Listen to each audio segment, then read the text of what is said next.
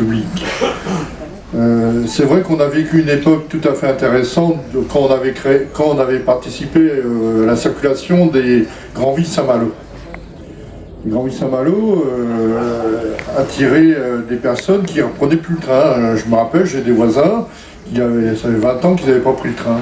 Et quand je leur ai parlé du Saint-Malo l'été, au lieu de prendre leur voiture, c'était déjà tout à fait intéressant, une tarification tout à fait intéressante.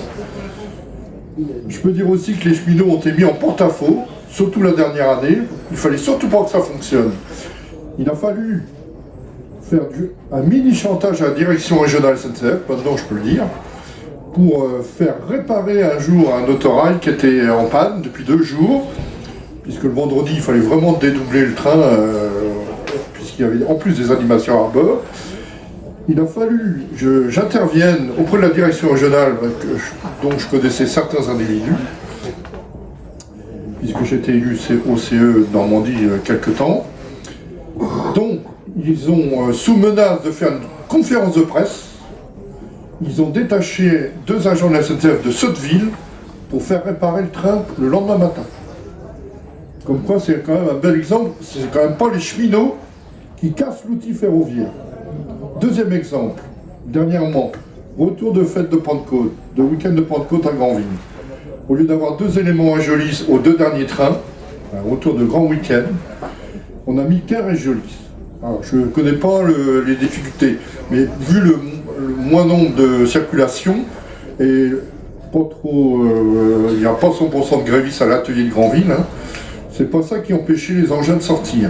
Donc, toujours est-il, c'est que on a mis en porte-à-faux le chef de service qui donne le départ, l'agent qui vendait les billets, puisque une quarantaine de voyageurs ont voulu acheter un billet au guichet, n'ont pas pu, puisque le train était à un seul élément, toutes les raisins étaient vendus, et que de toute manière, au départ de Flers, il était blindé, le train.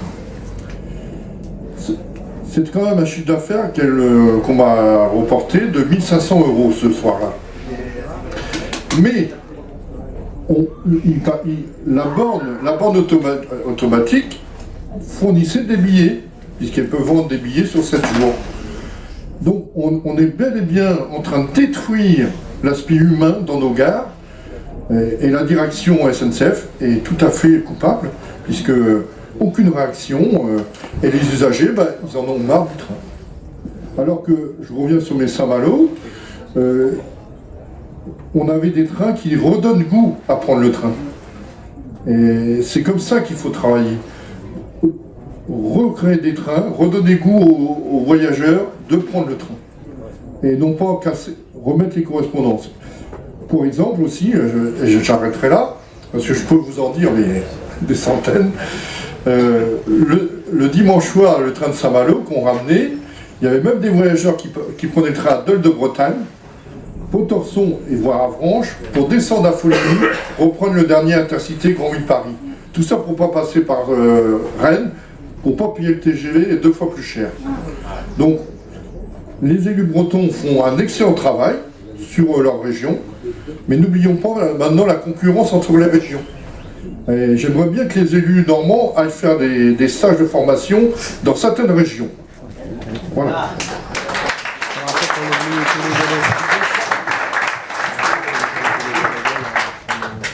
Oui, on évoquait aussi sur le ferroutage, notamment sur tout ce qui concerne le transport de marchandises. Pour raconter une anecdote, il y a 1 an et demi, moi je prends le train tous les jours entre Lisieux et Paris. Et donc il y a des cheminots qui me disent, tu sais, il y a un transporteur anglais qui s'est arrêté à la gare. C'est nous qui avons fourni des outils, il n'avait même pas des outils pour réparer son...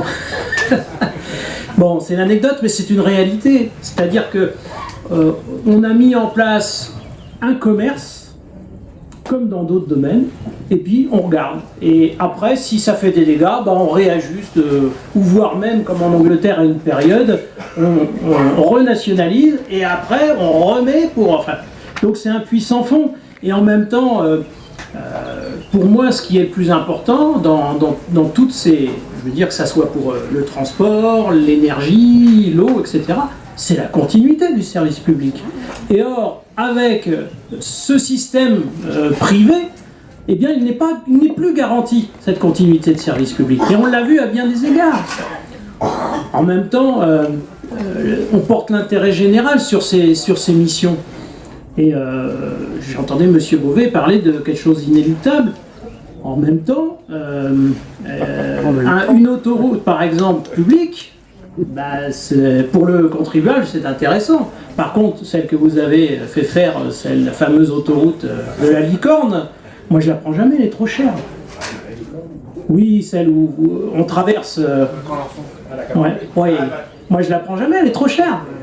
Donc, moi je veux bien qu'à un moment donné, on nous fasse miroiter que finalement la concurrence est saine, mais comme elle n'est pas juste à la base, c'est toujours la même chose. Donc, en même temps, moi je pense sincèrement, vous avez insisté aussi sur la question des usagers.